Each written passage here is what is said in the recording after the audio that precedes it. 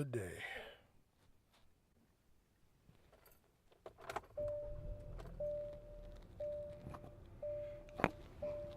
All right, let's ride. I'm from Duval County, goddammit.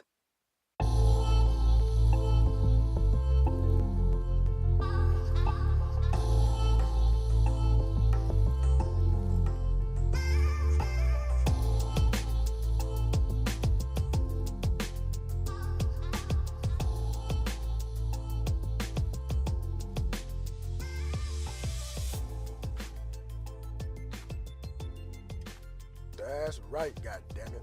Shout out to Duval County, Jacksonville, Florida. That's where I'm from my whole time. I miss it, and I can't wait to go back. And when I'm coming back, I'm definitely gonna let y'all know. Well, not you podcast people, the real people I know that may listen to this show, like all six of y'all. I'm gonna let y'all know. Anybody not from there that I don't know to listen to this podcast, you don't need to know. And if you wait for me to come back, that's weird because I don't know you. So stop waiting for me to come back. That's crazy. Also, shout out to big homies, man. I have had a few. I've been lucky to have had big homies in my life. And as somebody who has had such people in my life, I can always tell when somebody hasn't. They just act a little off their, they don't follow certain codes. They got a different set of morals, I guess. And they do a lot of shit that I wouldn't do. Shit that I often refer to as sucker activity. And there's nobody in particular, I got to feel like I need to name or say anything, but I can just always kind of tell. Like, you either were in a situation where you had decent people around you, or you ain't had no big homies. You didn't get to see people mess up and do stuff that you shouldn't do. And I mean, it's unfortunate you got to watch your older guys go through stuff, but you learn from that.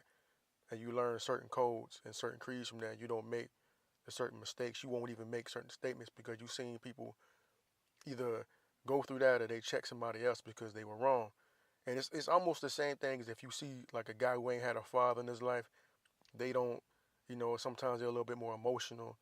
They don't always act, like people who had both parents act.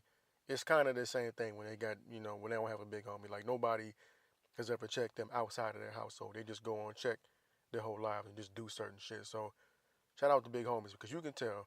Like, some people they have parents and they don't have a big homie, or they don't got a daddy and they don't got a big homie and they really fucked up. So respect to all the big dogs out there. And it's one of the best comments I've ever gotten in my life. Somebody referred to me as that because I think it's a real honor because even like when I'm talking to people, my peers, people younger than me, when I care about them, I'm raw. I'm honest with them. If they fucking up, I say, hey man, you fucking up. But from the feedback I get from them, it's like they hear like this is me being big homie, like, hey, you fucking up, but I love you, so I'm checking you. And that's just how they act with me. So I really appreciate every time I've been called that, and it makes me cherish that role in somebody's, life for as long as I've been around them. If it's for a year, a month, a couple of weeks, or I would hope not. That'd be weird. But like if I've been around them for like a year or so, and they look up to me in some way or form, I appreciate them acknowledging me by calling me that. It may not mean nothing to a lot of other people, but to me that shit means something. So if you a big homie and you got little homies, take care of them, make them be good big homies, and keep it moving, keep it carrying on, man. That's something good we need to have. If you want to do something for the culture, as they say, do that shit. Make sure your young is good, bro. What else we got? So yeah, I guess they still naming names. Apparently, the dude who owns the Panthers is gonna sell the team because he got caught up in some shit, fucking around with these women at work. I don't know the details. I didn't care to look into it. His actions tell me he's guilty, or he just got enough money to where he don't give a shit. And that's pretty much all I can tell you guys about it. I didn't really look into this shit because I'm tired of talking about it. I haven't talked about it on the past few joints because just the overwhelming amount of creepiness is it's just is terrible. I don't know what else to say about it. The fact that this shit's coming out, and I almost feel like if you ain't got down with the Me Too movement yet, you almost too late. And I hate to sound like that. And I know there's people that's been violated or they feel like something has happened against them or whatever. But like if you just not coming out, sweetheart, you missed a wave. I don't care if you male, female, whatever. You should have been came out. And I understand there's certain people, if you get with your lawyer and you trying to get your case right and you making it official, okay, cool. But like, no more hiding, no more hiding, because you just, like I said when I first talked about it, you just allowing for more people to be victimized. So don't hold back. What you should do, what I ain't gonna say should. It would be great if when it happens to the first individual, the first time they check that person, they put them in check. Because I'm not saying people should go unpunished. I'm just saying the punishment needs to become quicker, just so we stop having a long list of victims. I'd rather it be somebody come out and be like, hey, X individual bothered me X amount of years ago, but I checked that motherfucker and it hasn't been reported happening since. And I know that may be unrealistic and it may be insensitive, but that's just what I hope, because nobody's perfect. People are gonna make mistakes. People are gonna misread boundaries. So, but I feel like if they get checked and get checked hard the first time, that'll stop some shit. They say a hard head make a soft ass. So it's a lot of hard headed people out here getting their soft ass paychecks yoked because they didn't learn the first time. But if you try, I feel like if they get checked the right time, you'll learn. Because now I don't know how it's going to be, in different workspaces. And luckily for me, I work with like 99% dudes, so I don't really have to worry about that shit. Is that even if something goes a certain way, mostly between men, we have an understanding. To where if you go left or right, you gonna get checked. Like, hey, you know, like that, all that position of power shit don't matter. At least where I work at, I can't speak for everywhere else, but hopefully this shit comes to a halt. And women out there, you gotta, be safe, protect yourself. And I was talking to my wife, and she was explaining to me like it's not always immediate, and I didn't think about it like that. You don't always know how to perceive something somebody said, so it may happen with somebody just saying shit a couple of times, and then you realize, oh, okay, this person's being kind of a creep. And like I can see if it goes from, hey, you got nice, hey, I like your hair, one day, the next day, if it's like your hair really looks nice, the third is like, let me smell your hair, and it's like, whoa, like just, and that's a crazy escalation. But I'm just saying, like, women don't always know exactly when somebody's crossed the line, because you got some people that are immediate creeps, like, I want to touch your body, yeah, or you got people that are like, low key, let me gauge the level of creepy I can give you, and then once I feel like you've been receptive to my creepiness, let me go ahead and open the floodgates of creepitude, and then I just slide on in there. So I think that's the aspect and the perspective I didn't have as a male. So I mean, she kind of said, "Wifey, check me. She can check me. It's okay. She's allowed."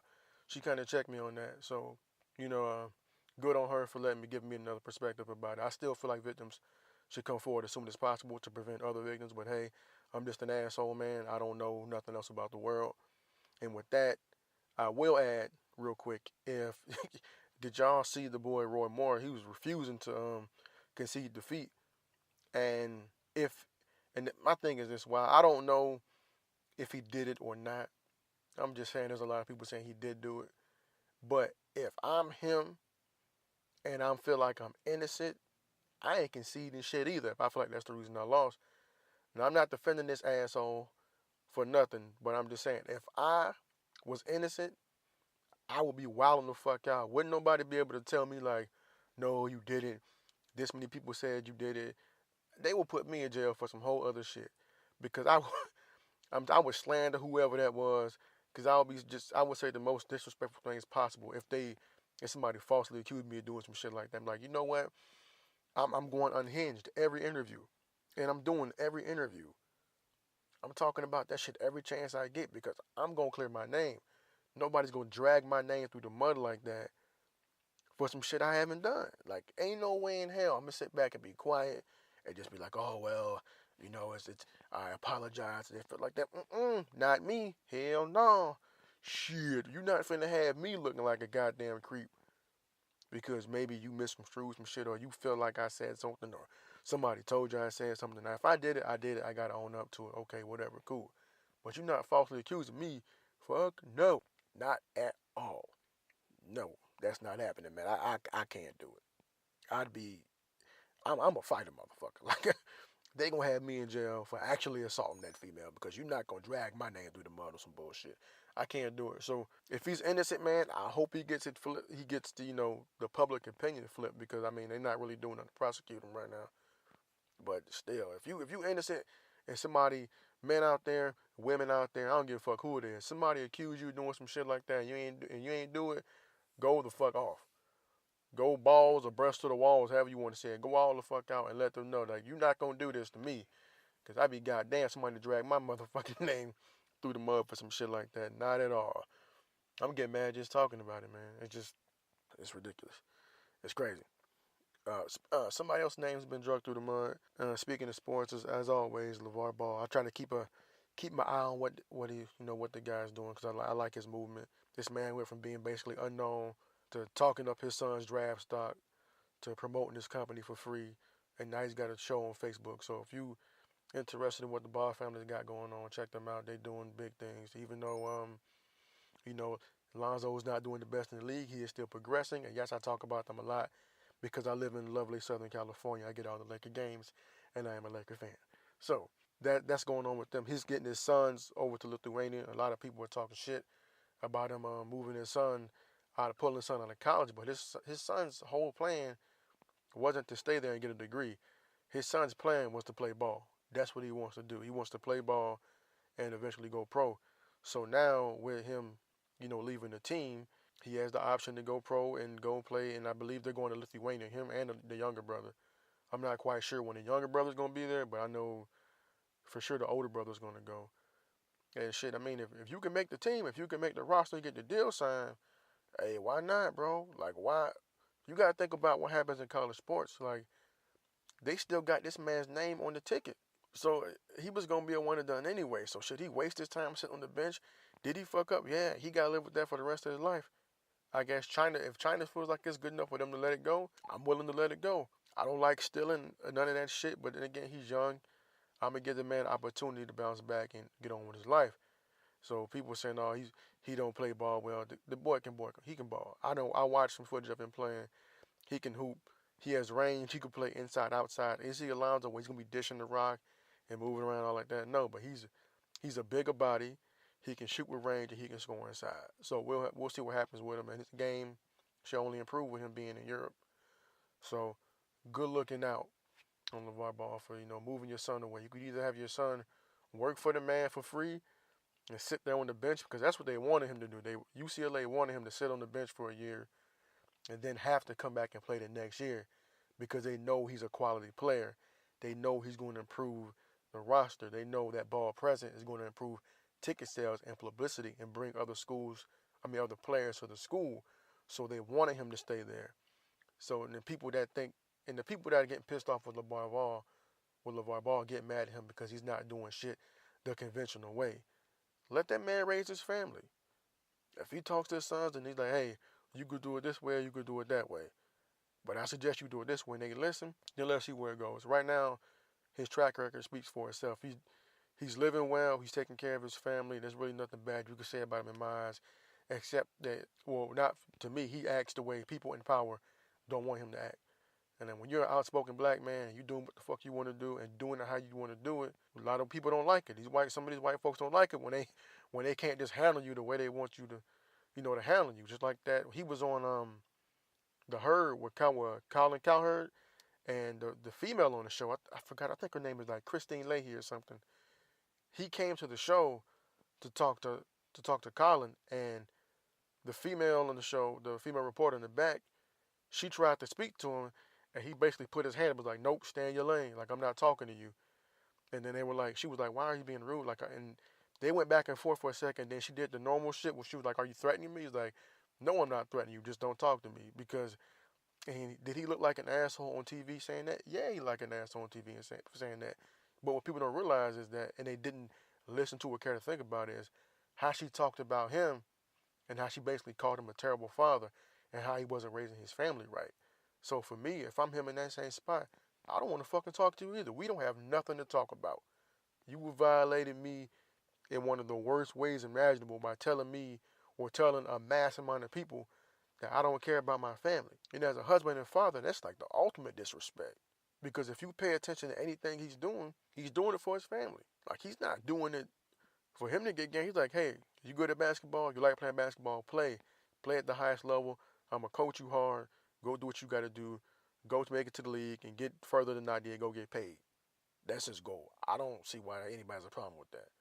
But whatever, man. That's why I always big him up, salute to LeVar Ball and his whole family for doing shit the way the fuck they want to do it. And I let nobody tell them different. So good on them. Another basketball news: James Harden and LeBron James for MVP. Right now, I can't see anybody stopping this. It's damn near All Star Weekend, and it's nothing's changed. LeBron's still the best in the game. James Harden's still a fucking headache on offense. And I don't really know if you can, of course Golden State is good, but I don't really know if any one of them will get an MVP award because, I mean, yeah, you got two MVPs on one team, a defensive player on one team, a sniper, a good bench. I mean, I don't even know if it's fair to give one of those guys the MVP.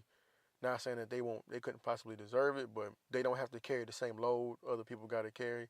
So I couldn't imagine like the MVP going past like LeBron or James Harden because he's doing it. He don't have the same squad he had last year. They're starting to get it to come together. And he busting people ass, hitting last minute threes and shit. I think he got a triple double today. So I'm saying LeBron is probably gonna get this MVP. I mean, and then it's early. It's early in the year, and we'll see with James Harden if he continues to ball the fuck out. And good on like even though they're gonna kill every team I like, good on the Houston Rockets for balling, because everybody was like, oh, with the addition of Chris Paul, him being a ball dominant player, they may suffer this year because how are they going to mesh? Apparently, just fucking fine, because they probably got the best record in the league right now, at least in the West. I think they got the best record, and they're a headache on offense. So with them losing Patrick Beverly and some other players, they're still doing fine. Chris Paul was mature enough to go there and realize that he not gonna have the same role he had in LA, and even if he does have that same role, it's gonna be to a lesser extent. He's not gonna be the man. So, shout out to Chris Paul for doing that and making shit easier on James Harden and being able to accept that role, man. So I think it's a beautiful thing when you get people on when you can get two guys to go to the same team and do what they love and make it work, especially when people say it's not gonna work. So good on him. And that boy Embiid, man, this is my first, and I mean it's a lot of people's first time really being able to get to see Embiid play. He's a fucking monster. So if he wants to go on Twitter and talk a bunch of shit and clown people, by all means, when you, when you putting up 20 and 30 points on people, and you got damn near a double double every game, I mean you got a little bit of leverage, man. So Embiid is an animal, and like I said, I think I may have been wrong about Rookie of the Year. I forgot about Ben Simmons. He probably gonna win it this year. I think I said it one joint ago, and I was like, Lonzo might sneak back in. Nah, I don't see it happening. I was wrong. I gotta change lanes on that. Ben Simmons for Rookie of the Year. If he keeps playing to this level, he stays healthy. I don't see why not, because he's always gonna have JJ Redick to kick it to. He's always gonna have Covington to kick it to. He's always gonna have fucking Embiid to kick it to. And they got a young boy on the bench. I forgot his name, but he balled out when they played the Lakers. But he's got people to dish that rock off too. And I know I'm forgetting the small forward or somebody or the power forward on that team, but he's just got so many weapons around him, and he's only going to get better. So yeah, I see him. He's going to be a bigger, more half court version of Lonzo Ball, or Lonzo Ball be a smaller version of him. But he's definitely, I guess, in my lead for Rookie of the Year. And he's got his offensive arsenal, I think, is a lot more than what people thought it was. Like I said, that him being able to sit there and be, next to the league and watch the pros and be at the practices and everything, I think that definitely improved his game. And he was able to get a few gems from the pros and develop some new moves around the rim and hit people with some shit they weren't expecting him to. So good on Ben Simmons for Rookie of the damn year. And defensive player, I have no clue. It'll probably end up being Draymond or somebody, or Gobert or somebody like that this year. But I have not been paying attention to that, and I'm sorry. What else in the NBA? Oh shit, LeBron. LeBron was pissed off because the conversation between him and Lonzo got leaked, and I understand how you would be upset by that. Like I haven't even went to listen to it yet because once I heard there was a conversation and nobody knew what it was, I kind of put it out of my mind. But then somebody somehow went and got it, and they put it out. I haven't looked it up yet, but like the fact that they got it really pissed LeBron James off, and I can understand, because as a superstar athlete, you only get so much time to yourself, and especially on the court with a young guy, him being the guy who came in who was highly touted as a rookie, And then you got Lonzo Ball coming in and him having to deal with the pressure of being who he is before he even gets into the league because of, his name, his father, all the shit going on around him. He's getting heavily scrutinized. So, to hear that he's trying to chop it up and, give him some game, give him some, doing what he should do as an elder in the league, giving him some game. And, if you ever really watch the players talk, they talk with their hands over their mouths for a reason. It's because they don't want people on their fucking business. So for somebody to go and get it, I could understand them being pissed off. Now, am I not going to look it up? Maybe. Do I want to know? I always want to know, but, I don't even know if I'm going to go look it up now. It's not because I'm like some dick rider or some shit, because one, I'm probably going to fucking forget. And two, it wasn't really meant for me, so how will it benefit me? Wasting time to go look up some shit that ain't wasn't, targeted for me. But good on him for mentoring, man. I think the league only benefits when older players look out for the younger guys and, groom them to come up in the league and contribute to the league in a positive light. So good on LeBron James. But man, today, 2 fucking days, I know every Steelers fan is on fucking suicide watch, because if you watched the ending to that game and you a Steelers fan, I know you are pissed. Like, I was mad. I felt bad for them. Because, the New England Patriots are like they're the evil empire. They're like the New York Yankees of football right now. And nobody wants to see them fucking win. Nobody. Like, I've gotten past that point. I can respect greatness. I can respect the system, how they work shit out now. So I don't get as mad as I used to. But shit, like, to see the agony on the face of those fans, I felt for them so bad because they just knew they were in there. And that's the reason why sometimes when I'm at home, and especially if it's my team playing and somebody makes a good play, but they start doing the replays, I'm like, yo, snap the fucking ball. Just run a play, do something. Because every time they run that replay, somebody's looking at something and trying to dig in to find a way to flip the play over. Now, I'm not fucking stupid. I know I don't control the NFL. And I know if they're looking at it for a reason. And you can't really stop, just snap. In my mind, me yelling at them, snap the fucking ball, isn't going to change anything. But you would always hope that if it's the team you're rooting for, they get up there and snap the ball down. Because the players, they're human. They get caught up in the emotion and they want to celebrate a great play. But then, sometimes them bullshitting for a second can give another team time to throw a challenge flag or something, and then the whole play just gets flipped and you got a big mess. So yeah, that happened today. Who else? Oh, the Seahawks got blew the fuck out. Ty Gurley balled the fuck out. He was gashing ass. I couldn't even see the game, but I was getting the stats. And I was watching the game half-ass, paying attention to the ticker at the bottom, and I just seen that shit scroll across the bottom. I think at some point it was like 24-0, L.A., Seattle. I had to look at that shit. I did a double check. I was like, what? What am I watching? Like, how the hell did that happen? And I think Seattle was at home, which is the crazy part. That 12th man must not have been doing shit, because they got their ass worked. Shout out to my Jags for smoking the Texans. I figured that was going to happen. They have no quarterback. I don't know who their running back is. Their defense is fucked up because J.J. Watt's not there. And they're just broken this year, man. I'm a realist. I know my Jags schedule ain't been the toughest. That I'm still glad they winning, but I'm realistic. So hopefully this confidence they get carries on throughout the rest of the year, on to the playoffs, on to Super Bowl, on to Super Bowl champions. I know it's far-fetched, but I believe I'm with my Jags. So hopefully it carries on. But I know the record ain't been as strong, and I know the Texans are all the way fucked up, along with the Colts. So hopefully my Jags keep it cracking. What happened? What else happened in football? I got to see Green Bay lose, which is always good for me. I love to see Aaron Rodgers get his feelings hurt. I'm not thrilled that he got hurt, but I liked it because it takes away from me seeing him lose. But I'm glad I got to see him lose today. So thank you, Aaron Rodgers, for not winning that game. Appreciate those 3 interceptions you threw today. Good man. I mean, because who doesn't get tired of seeing football Jesus save the game at the end of save the game, rolling out to his right, throwing the ball 20 yards downfield, Jordy Nelson or Cobb taking off downfield and scoring the last-minute touchdown and just killing you. I'm tired of seeing that shit.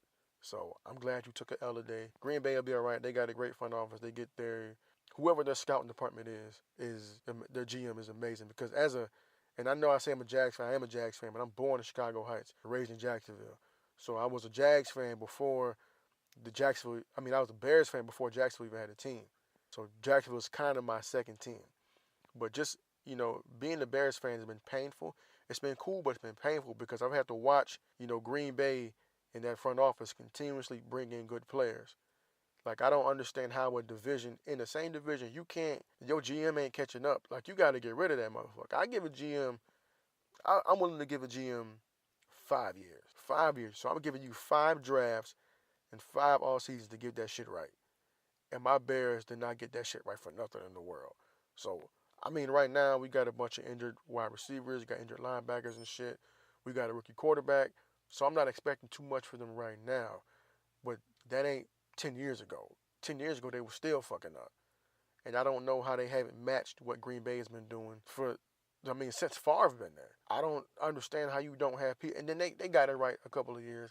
And I understand it's not Madden. You can't just go out and get a bunch of free agents and they just mesh like that. But shit, like when you watch the well-ran franchises, they manage to get the quality free agents that fit in their system all the time. And it's the same problem I had with Jacksonville before they started winning games. I've always been a fan. I used to read the column every day at work, the Ask Vic, before it became the ozone shit.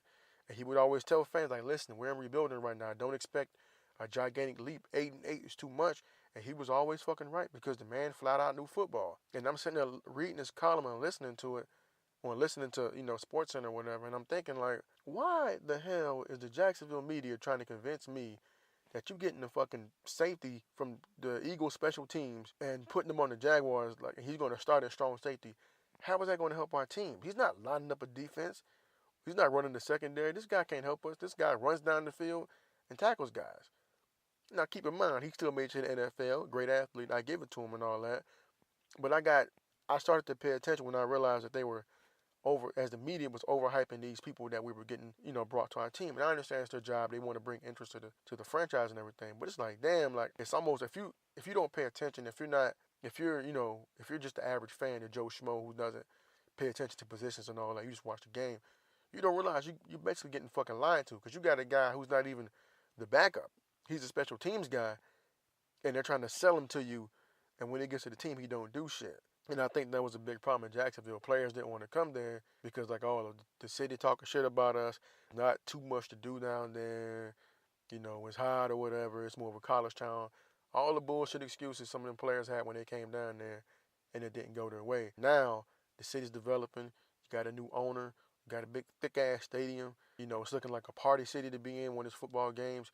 The fans are more ingrained now because they're starting to win fucking games. Now, to me, this is how you get good players to come to your franchise. You make it like a place you want to be. And now with this defense and the way the offense is going, hopefully we attract some free agents. Hopefully people when they get signed to the team or they get drafted here, they want to fucking be here.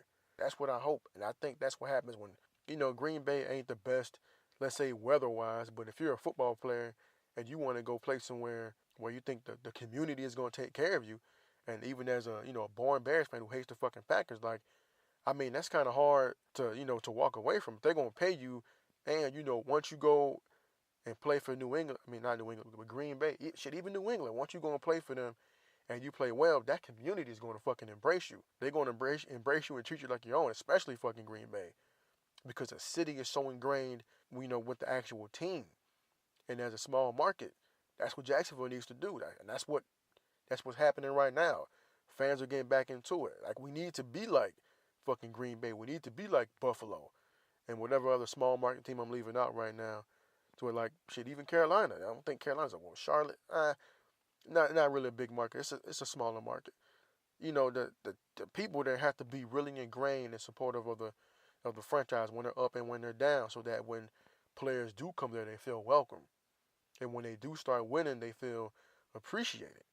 So I think that's one of the reasons, one of the things that go into a good franchise is, one, the team actually being good, the GM's doing what the fuck they're supposed to be doing, the environment, and then the fans. Like, why would you want to play for a bunch of bum ass fans? Like, if I'm from Oakland, I mean, if I'm getting drafted and I know I'm going to play well, when they were going to be in Oakland, I'm going to play for the Oakland Raiders. And, like, I'm hyped because the Raiders have that image. They fans buck ass wild, but their fans are buck ass wild because they're so passionate about their team. And then now that they were getting better, but now that they got a decent team, it's, to me, it's like an attractive place to go play.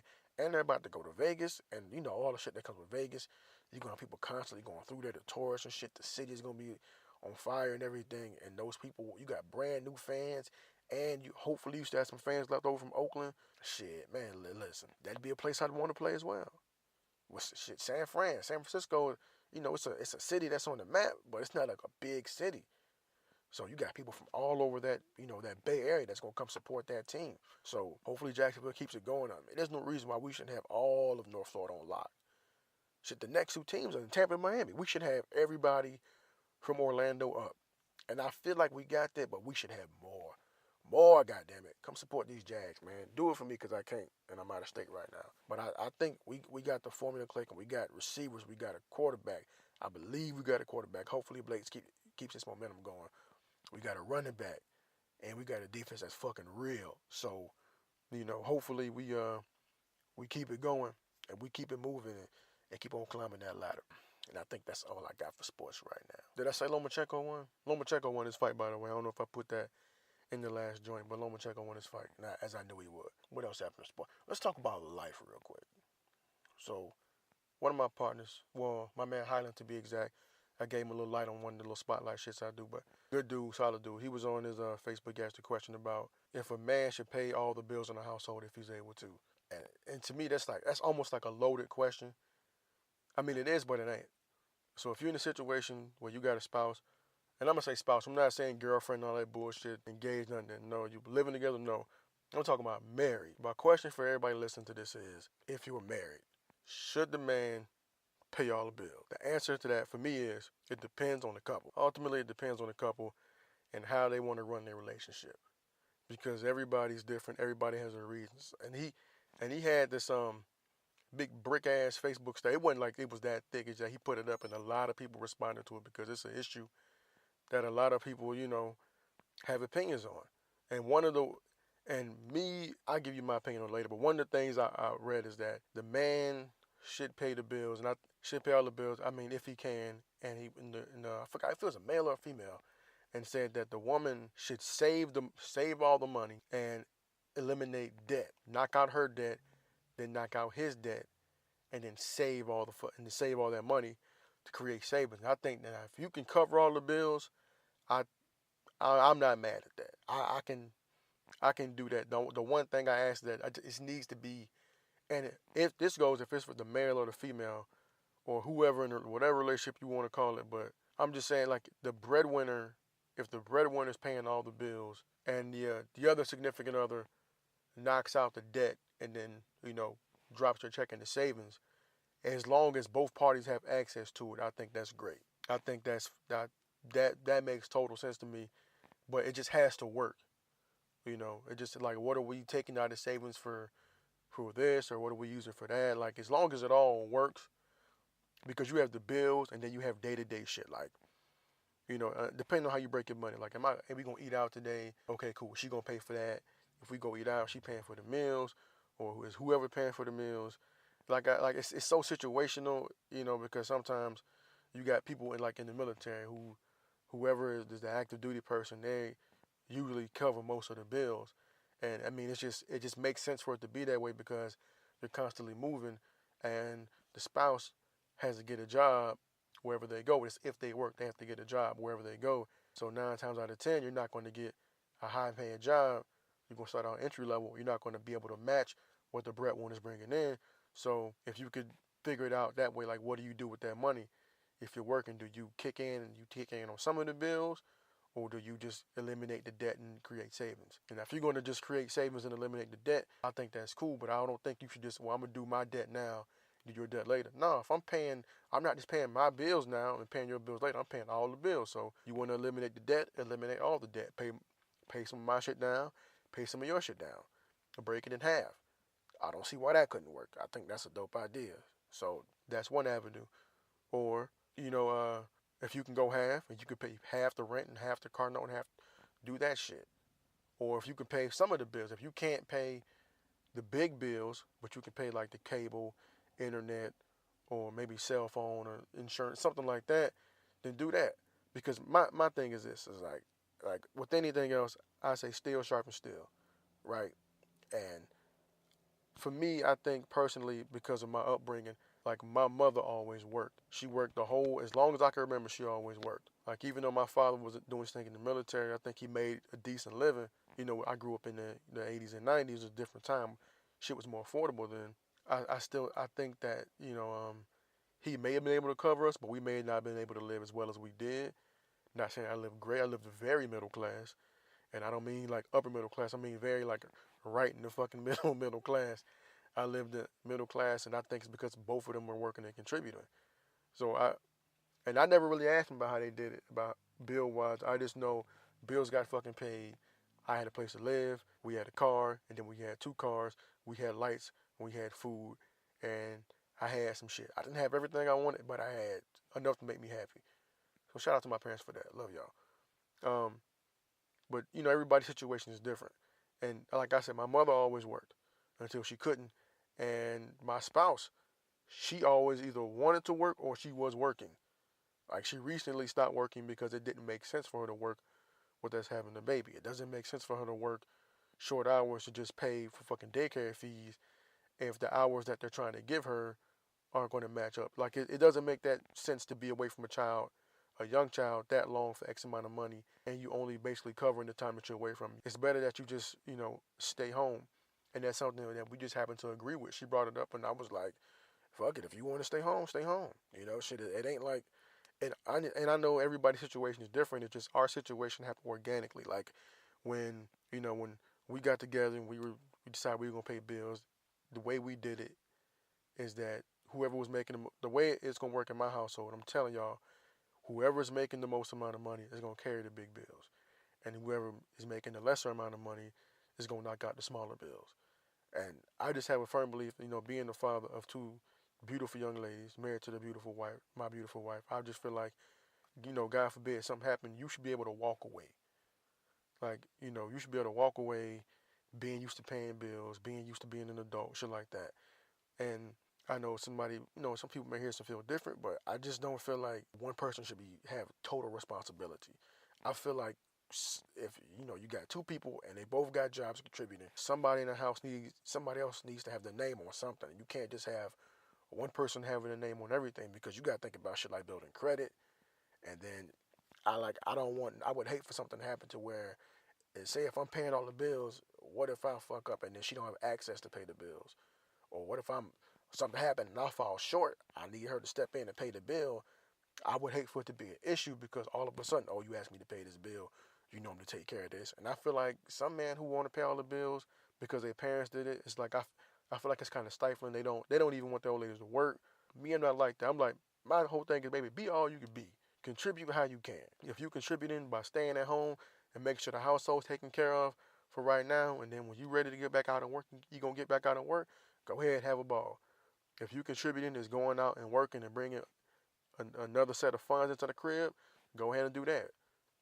My whole thing is support your spouse. Whatever you and your spouse agree with, just make sure you support them and that you're consistent with it. It's just because I think it's ridiculous, because I've seen some ridiculous bullshit, and it was probably somebody trolling like, no, I think the man should pay all the bills and she should just get to keep her money. You got me fucked up, all the way fucked up.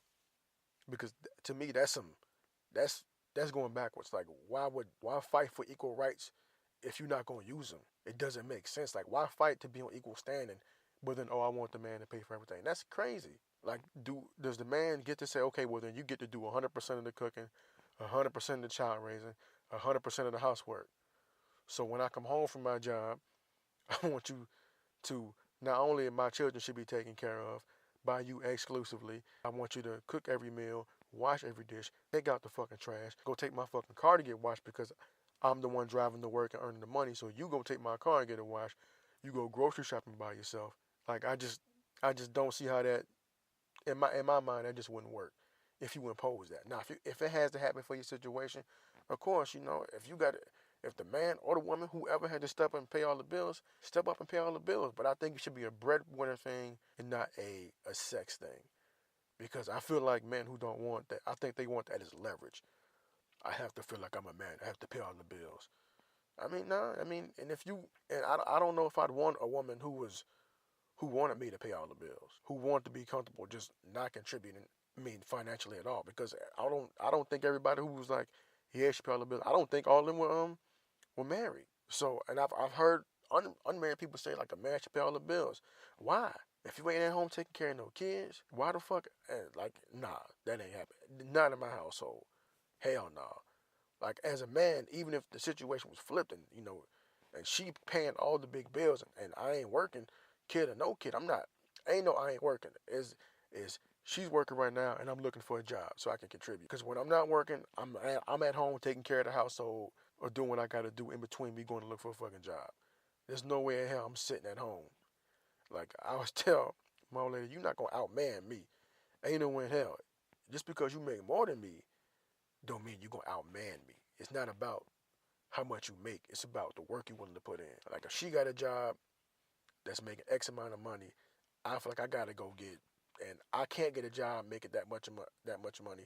I got to go out and try to get 2 jobs so I can contribute. And maybe I guess that's the man in me. Like, I want to be on equal footing because I got to feel like I'm carrying my weight. And then if she was working and I ain't got a job, we got kids, shit, I'm at home taking care of the kids. I just feel like it's all about balance. So for me, the answer is figure it out for yourself. When you get into that situation where you with your significant and y'all come together and y'all bring y'all join households or whatever, and y'all decide, hey, we gonna make this work. Do what works for you best. Don't listen to outside sources. Even though you're listening to me right now, figure it out for yourself. That's the only outside advice you should take. Figure shit out for yourself and make it work for your family so that it works. And yeah, I think with that, I'm gonna go ahead and slide into. What am I gonna do? I'm gonna put some spotlight on one of my homies. Maybe next week. Maybe in December. Maybe at the top of the new year. I finally got a reason to say the top of the new year. But I think I'm gonna focus on my boy hosted by Turk. I think I'm gonna give him a little light. I think I'm gonna shout him out because he's been doing this thing for a minute. But I will do a quick podcast review for you guys, and it's one of the I want to say I ain't gonna say lighthearted, but for me as a fan of hip hop culture, as a want to be a part of the culture, I think it's real easy for me to listen to it and get into it. It's not nothing crazy, not tackling like any crazy issues. This is something for if you want to be entertained, cut this shit on. If you a fan of rap music, cut this shit on. If you a fan of Nori singing in, cut this shit on. So the podcast I'm talking about is called Drink Champ, and it's fucking hilarious. It's wild. Like it's not about being crazy edited and being this hyper professional podcast. It's about a bunch of guys in the room having fun. So it's hosted by Noriega, half a singing in legendary rapper from Queens, New York City, and then the other host is DJ EFN. He's DJ from Miami. He's big in Miami, and so it's a great show. They always have guests on. They have rappers. They have actors on there, singers, whoever. I know one of my favorite ones is the one they did with Currency. I'm a big fan of the Hospital, so the one they did with Currency was dope. The one they did with Irv Gotti was real good. And they're all fucking funny.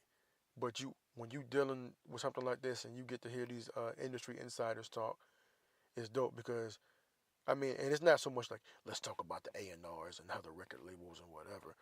It's when I say insiders, people that's actually in the industry and they focus on their own personal story. Because Nori, he's a rap dude. He's one of the funniest rappers alive. If you don't know about Noriega, go watch State Property 2. He's fucking hilarious. But on the podcast, he's talking to his peers. So he basically, I guess he'll get whoever's coming on. He'll have questions. He'll have, from back in the day. And he basically shoot from the hip and ask him questions, and they respond. But the dope shit about the show, it's called Drink Champs, is that they take shots like the whole fucking show. So by the end of the show, like Nori and the guests usually fucked up, like completely fucked up by the end of the show. So their voices start to slur. Some of Nori questions be off, but it's all entertaining. It's all fun. You should definitely check it out. The one Irv Gotti is real good because he talks about a bunch of stuff that, I mean, behind the scenes and maybe some things people didn't know about him because Irv Gotti, you heard Irv Gotti's name if you were a fan of rap music back in the early 2000s and shit, but you don't really know everything he has his hands in. You may have thought he fell off the map because Murder Inc. and that whole federal investigation, all that shit. But you get to learn a bit about him and then what he's got going on currently. So I think it's dope. Check that one out. They had Amber Rose on. I said they had Currency on. Charlamagne was on there. Wyclef stopped by. I know it's a lot. I'm behind on it right now, but it's real good. If you want to be entertained and laugh and shit, definitely check out Drink Champs. It's on iTunes. I know, think it's on YouTube. I don't know where else it's at because that's the only place I listen to my shit is usually iTunes. But it's on there, man. Go check it. It's definitely on YouTube. Go check it out. I think they have the whole video shit on YouTube. So go check it out. If you want to watch people get asked crazy questions, laugh and get fucked up, definitely check out Drink Champs. And if you like podcasts where I talk shit, people talk shit about, weekly news and other bullshit going on in the world, just keep listening to my shit, man. And just do a cuss word count for me. Let me know I need to slow down because I know it's been profanity heavy this time around. But with that being said, I'm going to go ahead and shut this down. I didn't say it before, but I'm saying it now. No playing this ride. It's the name of the podcast. For everybody who know, and for you busters who don't know, no playing this ride. Thank you for spending time with your boy Blackout.